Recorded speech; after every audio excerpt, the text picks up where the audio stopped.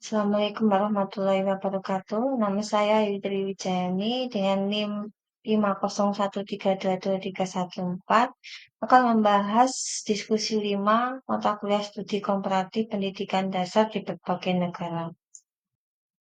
Pertanyaan poin 1, sikap pendidik terhadap fenomena ChatGPT dan Artificial Intelligence AI dalam pendidikan.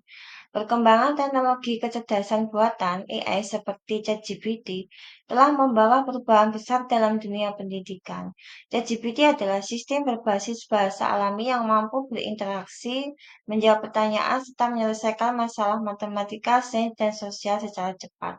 Dalam konteks BMP MPDR 5302, teknologi pendidikan berfungsi untuk meningkatkan efektivitas, efisiensi, dan daya tarik pembelajaran serta mengembangkan kemampuan berpikir kritis peserta didik. Kelebihannya itu satu, meningkatkan akses terhadap informasi. ChatGPT mampu memberikan jawaban instan dan penjelasan rinci dari berbagai disiplin ilmu, sehingga membantu peserta didik dalam memahami materi pelajaran dengan lebih cepat. Dua, mendorong pembelajaran mandiri. Siswa dapat belajar kapan saja dan di mana saja tanpa harus menunggu arahan guru karena ChatGPT dapat berfungsi sebagai tutor virtual. Tiga, mendukung guru sebagai fasilitator.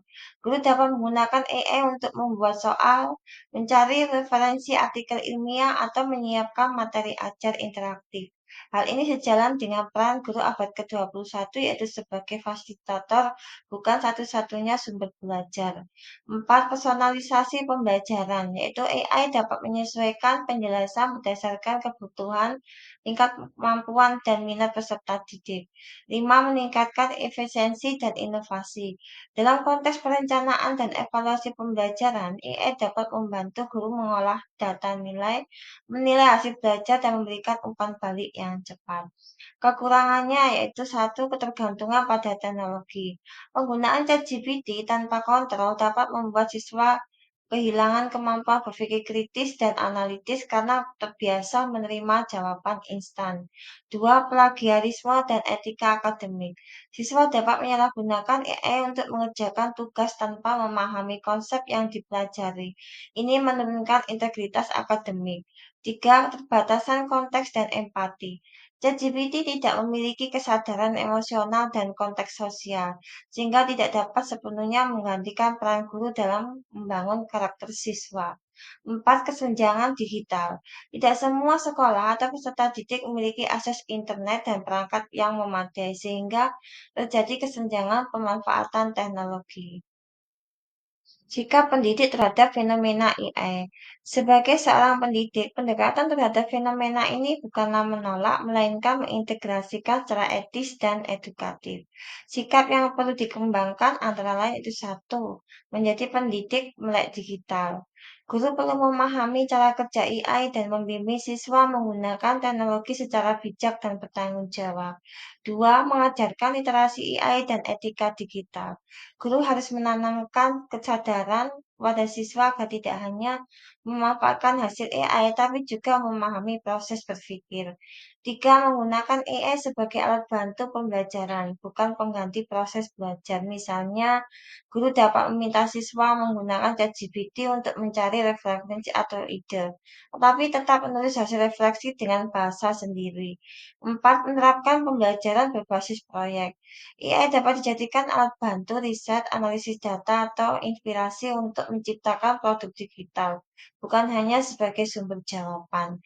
Pengalaman pribadi dalam pemanfaatan AI. Dalam praktek pembelajaran, saya telah menggunakan ChatGPT untuk membuat latihan soal adaptif sesuai tingkat kemampuan siswa, mencari contoh penerapan konsep matematika dan sains dalam kehidupan sehari-hari.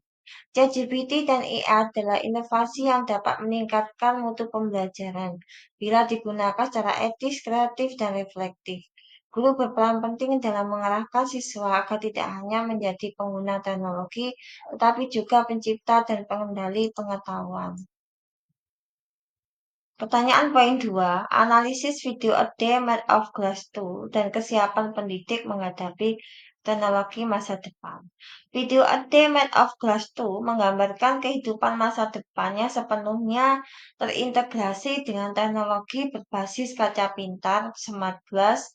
Hampir seluruh aktivitas bekerja, belajar, berbelanja, hingga berinteraksi sosial melalui layar transparan yang interaktif dan terkoneksi dengan jaringan digital global. Teknologi yang kita temui dan bisa bermanfaat itu satu, layar sentuh interaktif dan smartboard. Dua, augmented realitas dan virtual realitas. Tiga, artificial intelligence. Empat, Internet of Things. Lima, cloud computing dan big data. Persiapan dan peran guru menghadapi kemajuan teknologi itu satu, peningkatan kompetensi digital. Guru harus terus belajar untuk menguasai aplikasi pendidikan digital seperti Canva, Quizzes. Dua, integrasi teknologi dalam kurikulum dan pembelajaran.